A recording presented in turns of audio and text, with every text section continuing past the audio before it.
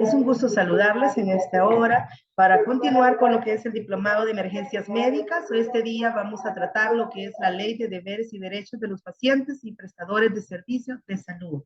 Mi nombre como facilitadora es licenciada Flor de María Carrillo de Ramos y esperamos que podamos comprender un poco de lo que es esta ley en el ámbito médico.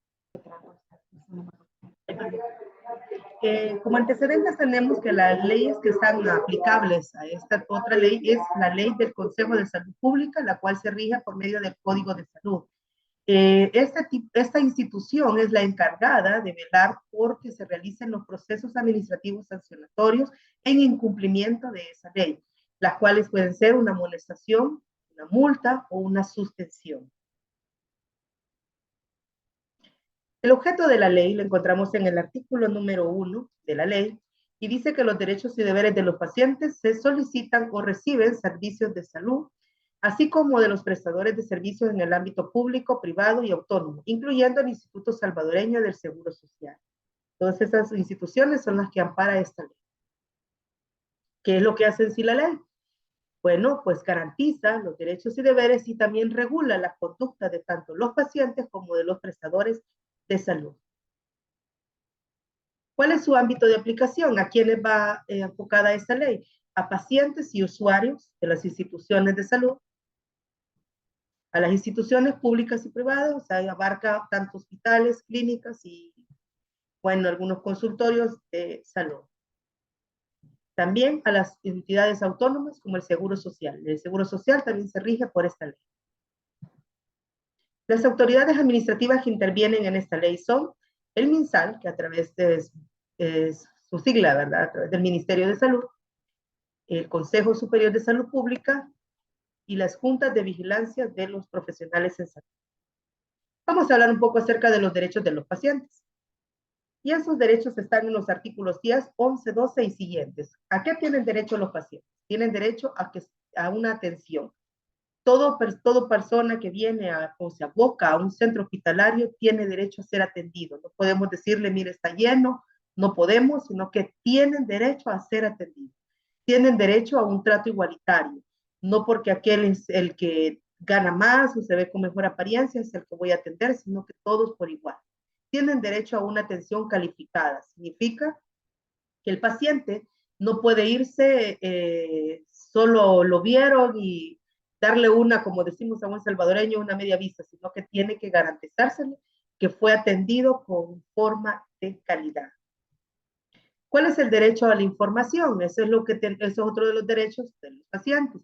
Y dice que el paciente o su representante deberá recibir en forma verbal y escrita del prestador de servicios de salud durante su atención la siguiente información de manera oportuna, veraz, sencilla y comprensible de acuerdo a su problema.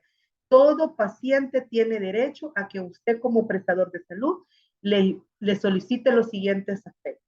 Nombre completo del profesional de la salud que lo atenderá y su número de registro de la Junta de Vigilancia.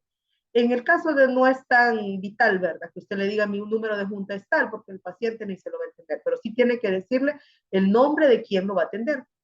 Tiene que especificarle cuál es su diagnóstico, cuál es su tratamiento, las alternativas a su enfermedad, los riesgos que puede correr, la evolución y los pronósticos respectivos a su padecimiento. Debe recibir la información y explicación de manera oportuna y lo más clara posible de su diagnóstico, de sus exámenes de laboratorio, de su tratamiento, imágenes, biopsia, así como de los efectos secundarios de medicamentos y procedimientos. Quiere decir que yo debo de informarle como prestador de salud todo lo que se le realizó. Tengo que darle respuesta de sus exámenes y todos los demás procedimientos que se le realizaron. La duración estimada de estadía en caso de hospitalización y tratamiento en los casos que se pueden precisar. Quiere decir de que usted le tiene que decir si se va a ir de alta, si va a requerir que se quede ingresado, por cuánto tiempo más o menos se puede quedar, por qué, con qué objetivo se va a quedar ingresado, todo eso usted tiene que explicarse. También las posibilidades de éxito, riesgos y consecuencias de rechazar o interrumpir un tratamiento. Esto es para aquellos que dicen yo me quiero ir, usted tiene que explicarle. Bueno, los riesgos de que usted se vaya de alta y alta exigida es este y sus consecuencias sobre eso. Tiene que aclararle al paciente o darle la información correspondiente a su padecimiento. Vamos a hablar un poquito acerca del consentimiento informado.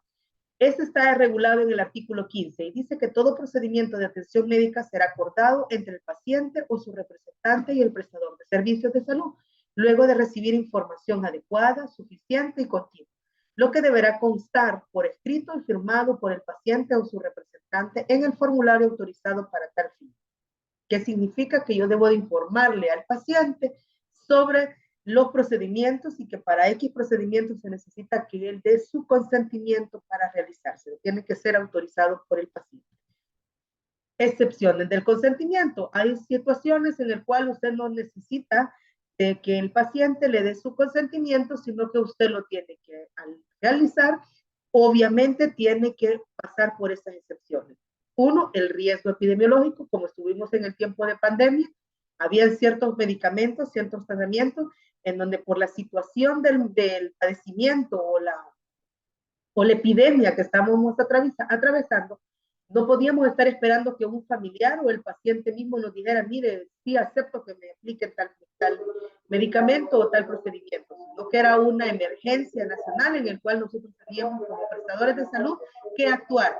¿Qué es lo que teníamos que hacer? Dejarlo establecido en el consentimiento informado que era, debido al riesgo epidemiológico, nosotros íbamos a realizarle los siguientes procedimientos o los siguientes medicamentos. Ante una situación de emergencia, viene alguien baleado, atropellado, pues tienen que pasarlo a una cirugía de inmediato. No vamos a esperar a que venga el familiar a darnos la autorización o el paciente nos dé la autorización si puede o no puede, o que reaccione el paciente para darnos la autorización de operación, sino que nosotros sabemos que somos llamados por constitución a prestar y a brindar la salud a la población. Por lo tanto, nosotros en el consentimiento informado vamos a establecer que debido a la emergencia, pues se le aplicaron tales y tales procedimientos debido a salvaguardar la vida de los pacientes. Ante una situación de emergencia de paciente abandonado, en el caso de indigentes o que ya un paciente lo dejaron, no lo vinieron a ver por una semana y requiere de un procedimiento especial que requiere consentimiento, pues usted lo puede hacer en vista de salvar la vida de ese paciente, dejando siempre constancia en esa hoja de consentimiento los motivos por el cual usted lo va a hacer y siempre establecer, se le sugiere que establezcan que ese procedimiento se va a realizar sin el consentimiento del paciente con la finalidad de darle cumplimiento a la Constitución, que es velar por la vida de las personas. Y el último es cuando el paciente no esté capacitado para tomar decisiones, ¿verdad? En ese caso usted puede tener una excepción y dar el procedimiento todo y cuando se deje sustentado en ese consentimiento o en hojas de seguimiento que llevan en los servicios. Vamos a ver ahora cuáles son los derechos de los pacientes. Tiene derecho, dice, a la privacidad durante su exploración clínica y estadía hospitalario. ¿Qué significa esto? Que nosotros no podemos andar divulgando qué se le está realizando, qué se le está prescribiendo y sobre todo ponerlo a la vista de los demás mientras estamos o se le está practicando la debida exploración o en su caso sería cuando lo estén examinando, pues para ser más específicos, no tiene que estar nadie viéndolo más que solamente el prestador de salud, en este caso sería médico o enfermero. También tiene derecho a la confidencialidad. Hay diagnósticos que son muy delicados, por los cuales nosotros no podemos andarlo divulgando a nadie, porque por esa divulgación podemos ir acarrearnos un problema ya más serio penal. Entonces hay que tener la debida confidencialidad de los diagnósticos y procedimientos realizados a los pacientes. También tenemos derecho a formular sugerencias, consultas y reclamos. Ellos tienen derecho a preguntarnos qué tiene el paciente, qué le están practicando, por qué se lo están practicando. Incluso también pueden reclamarnos de algo que ellos consideren que estamos realizando como prestadores de salud mal. Acuérdense que esos derechos hoy en día son bastante ejercidos por la población. Hay que tener mucho cuidado en ello. ¿Cuáles son otros derechos? Tiene derecho a una segunda opinión. Dice el artículo 22 que todo paciente, después de haber obtenido un diagnóstico principal, tiene derecho a consultar con otro médico, con otro profesional de la salud para que le dé una segunda opinión en cuanto a su diagnóstico, en cuanto a su condición de salud. Es un derecho que no se le puede negar. No puede decir yo ya le dije y con eso se queda. No, el paciente tiene derecho a escuchar una segunda opinión. También tiene derecho a conocer los costos, esto es en el ámbito privado, ¿verdad? No puede venir usted ingresar al paciente y ya cuando se vaya, pues, como decimos a buen salvadoreño, sacarle los ojos, ¿verdad? Y el paciente desconocía que todo su procedimiento iba a tener X costo. Antes de pasar al procedimiento o internamiento privado, tenemos que explicarle todos los costos que va a requerir en cuanto a medicamentos, en cuanto a estadía, prescripciones de tratamientos, todo eso se le tiene que explicar al paciente cuál va a ser el costo para que él decida o no ingresarse en el ámbito privado. También tiene derecho a sus medicamentos y otros tratamientos que necesite, todo y cuando estos medicamentos se encuentren bajo el listado oficial de medicamentos. Tiene derecho a insumos médicos y exámenes de laboratorio y gabinete indicados por el facultativo, o sea, por la institución de acuerdo al nivel de atención, basados en las normas y protocolos de atención de cada institución. No puede decir usted, hoy no tenemos este medicamento. Tiene que la institución pública o privada buscar los medios propicios para poder prescribir los medicamentos de sus pacientes. Vamos a ver, también tienen derecho a la visita.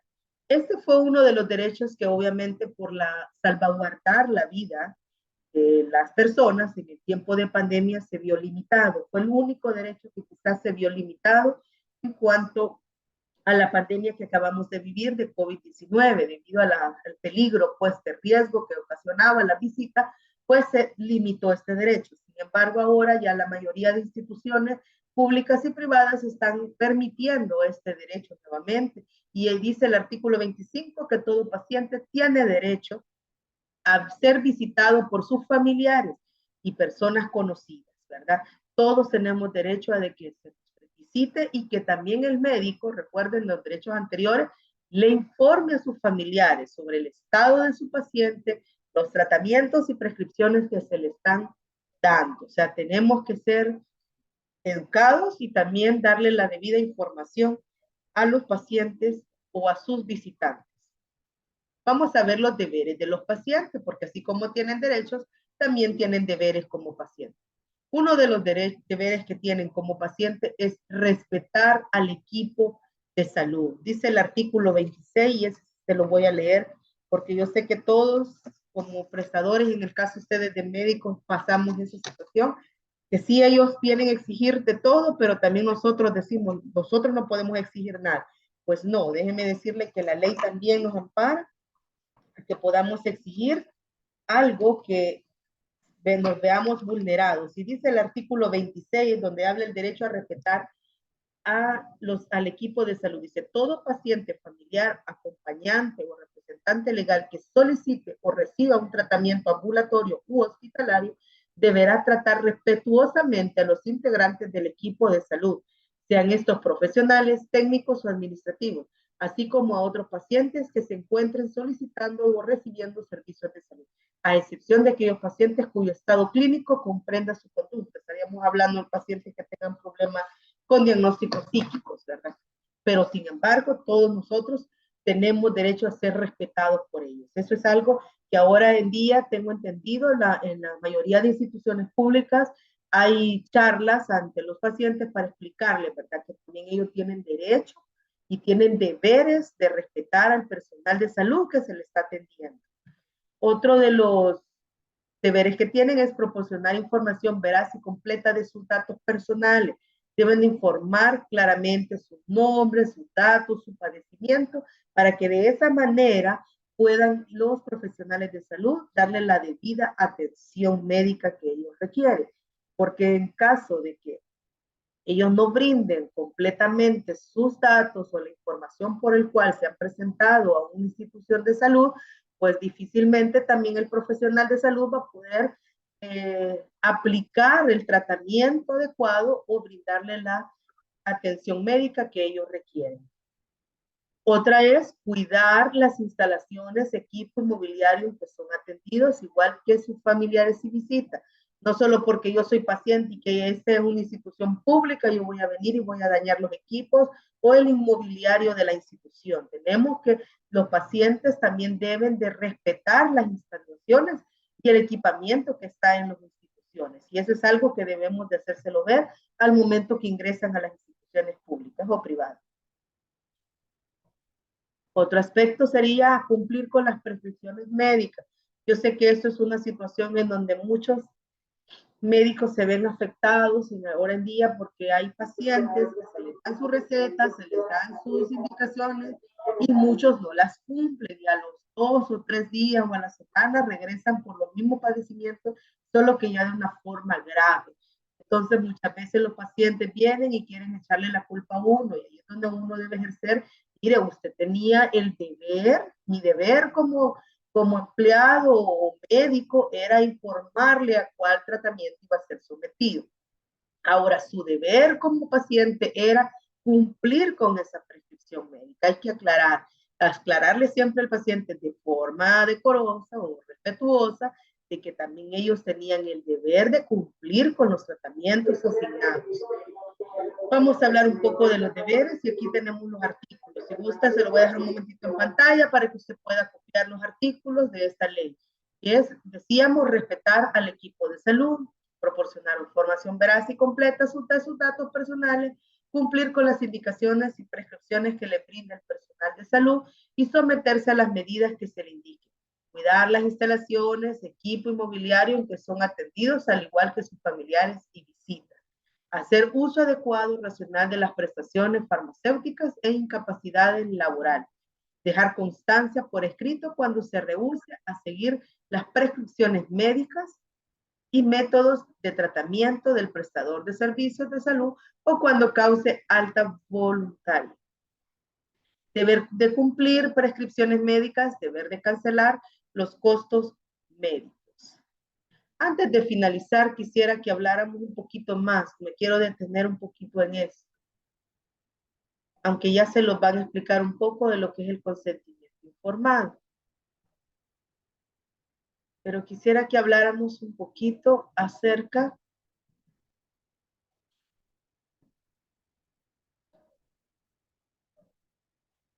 de las excepciones del consentimiento.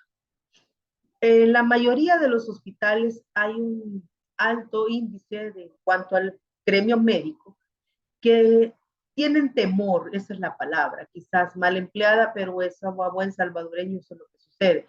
Tienen temor en cuanto a que si ese consentimiento no está firmado por el familiar, se verían ellos, estarían incurriendo en alguna ilegalidad y lo por consiguiente le podría afectar una situación ya en el ámbito legal en cuanto a situaciones penales por incumplimiento o por llegue a fallecer el paciente en un X procedimiento y que puedan inculparles o puedan culparles de un homicidio a ellos, ¿verdad?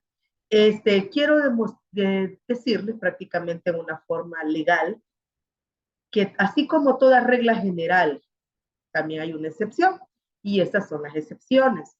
Desde el momento que usted tiene cualquiera de estos aspectos que se muestran aquí como excepciones frente a usted, un paciente, usted tiene la facultad, sin temor alguna, de realizar el procedimiento que el paciente amerite. Todo y cuando usted lo deje debidamente sustentado en la hoja de consentimiento y en el expediente. Tiene que quedar eso en el expediente. Porque si se llegara a dar el riesgo a un paciente, que obviamente todos corremos un riesgo, y el Consejo de Salud Pública venga a verificar esas diligencias administrativas para atribuir una supuesta negligencia médica, pues con la información que usted deje detallada en ese consentimiento, pues eso le va a ser de mucho peso. Y algo que le va a ser de mayor peso siempre en ese consentimiento, aparte de poner los riesgos del por qué usted es necesario realizar ese procedimiento, esa cirugía, a aplicar ese medicamento sin el consentimiento del paciente o sin el consentimiento de un familiar, era simple y sencillamente para cumplir con el mandato constitucional de salvaguardar la vida, que significa que en ese consentimiento siempre debe estar plasmada esas palabras, que lo que realizó lo hizo para salvaguardar la vida de los pacientes establecida en la Constitución de la República, porque de no hacerlo, y póngalo así, de no hacerlo, entonces incurriría en el delito de omisión, en donde yo sé que como médico, como enfermera, como prestador de salud, soy responsable de la salud de la ciudadanía y por consiguiente yo tengo que velar por ella. Y no es que yo me lo quiera inventar, sino que es un mandato constitucional que estoy obligada o obligado a cumplir. Entonces es ahí donde esas notas son de mucha importancia para que no se vean afectados en alguna investigación o alguna auditoría realizada por el Consejo. Pero esto vamos a verlo más adelante. Vamos a estar hablando exactamente de lo que es este consentimiento informado, pero sí quería hacer un poco de énfasis en esto porque es uno de los problemas que más nos presentamos como prestadores de salud ante los pacientes. Pues en esto sería todo lo que vamos a hablar un poco de lo que es la ley. Estos son los aspectos más importantes de la ley y sobre todo agradecerles por el momento prestado y esperamos que esta ley pueda servirles de mucho uso. La pueden descargar en cualquier sitio web y sería bueno que siempre andemos ahí, la andemos cargando para cualquier situación que se nos presente con los pacientes, pues nosotros también saber que también tenemos derechos y cómo podemos defendernos a ellos. Les agradecemos por todo y tengan un buen día.